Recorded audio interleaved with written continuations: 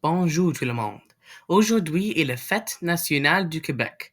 Cette fête célébrait la culture, l'identité et la langue française. Alors, j'ai choisi de faire une vidéo à propos de la chose la plus québécoise en dehors du Québec, le Bloc québécois.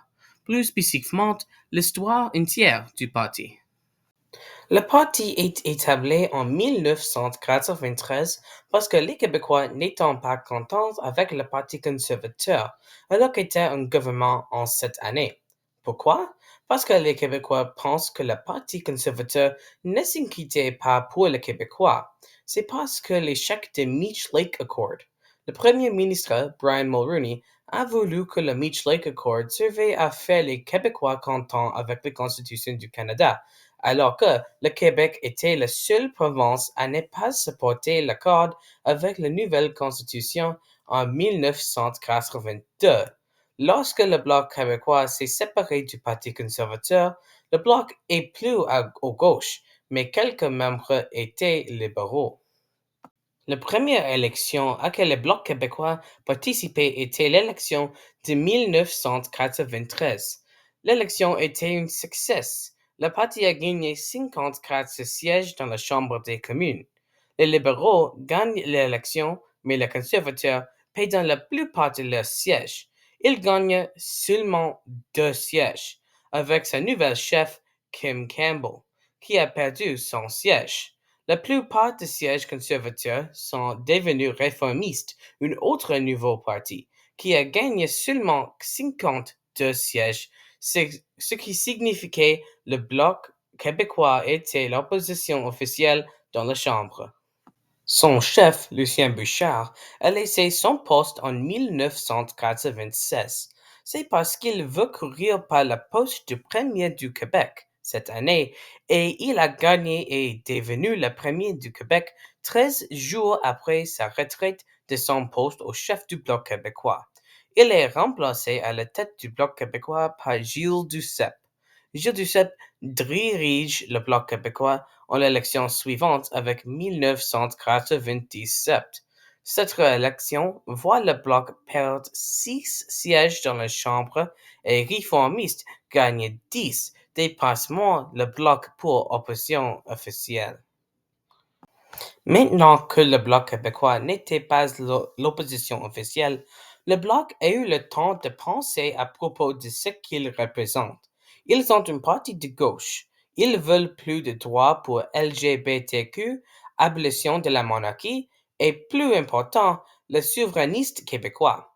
Pour l'élection 2000, le Bloc québécois pense que son siège où je m'étais, mais en fait, le parti a perdu 6 sièges. Le Parti réformiste, maintenant s'appelle la Parti Alliance canadienne, gagne 8 sièges.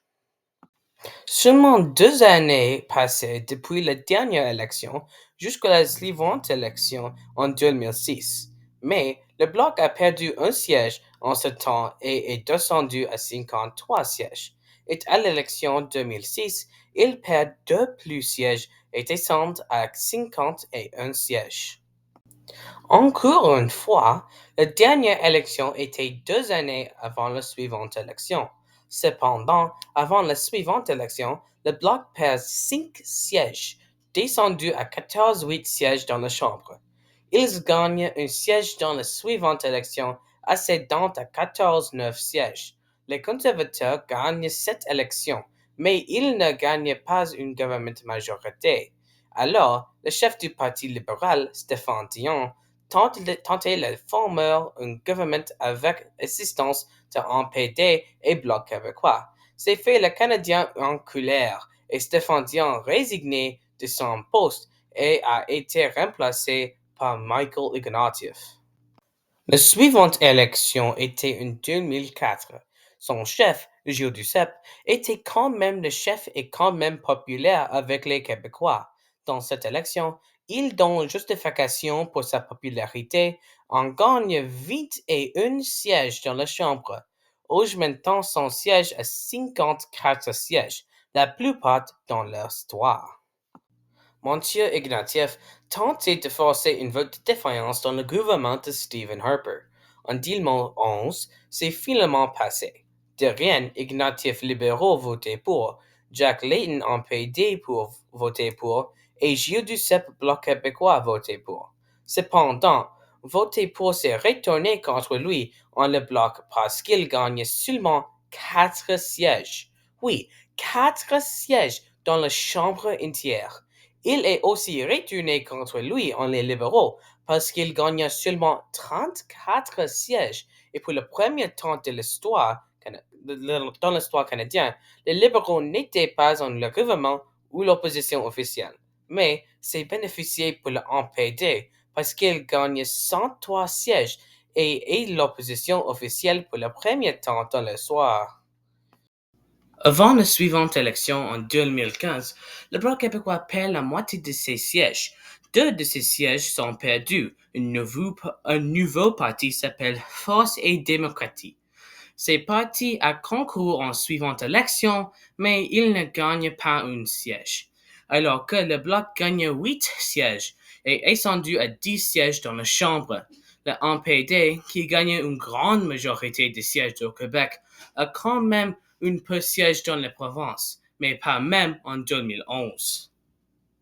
Le chef du Bloc québécois était Gilles Duceppe pour cette élection, tout comme en 1997.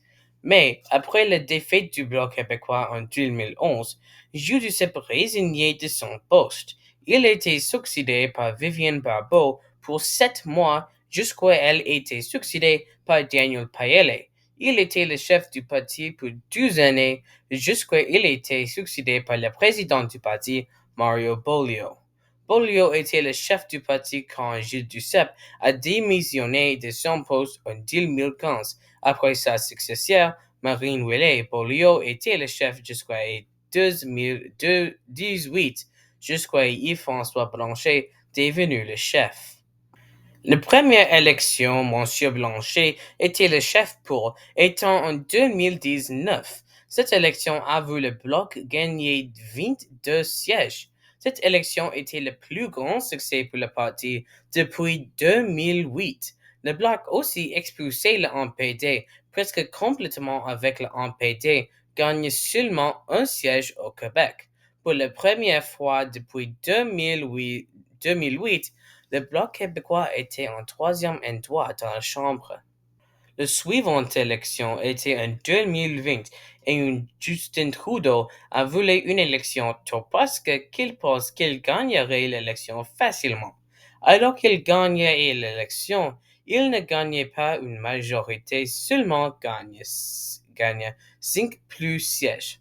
Seulement le NPD a vu un changement au nombre de sièges, gagner un siège. Les conservateurs, Verts et le Bloc n'ont pas vu un changement en nombre de sièges de cette élection.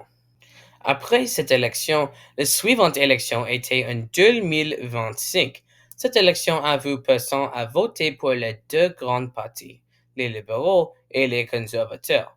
Parce que de ce, les libéraux gagnent l'élection facilement, gagnent 169 sièges, 3 sièges loin en majorité. Le Bloc québécois souffre parce qu'il prend un siège à seulement à 22 sièges. Cependant, un siège à Montréal s'appelle Terrebonne, voté pour les libéraux par un vote. Mais un vote pour le Bloc québécois, n'était pas des nombres. Le Bloc se fâche et essaie de forcer une autre élection pour seulement ce siège, mais c'est peu probable à aller n'importe où. Et c'est fini. Nous avons été la fin de la vidéo. L'histoire entière du Bloc québécois.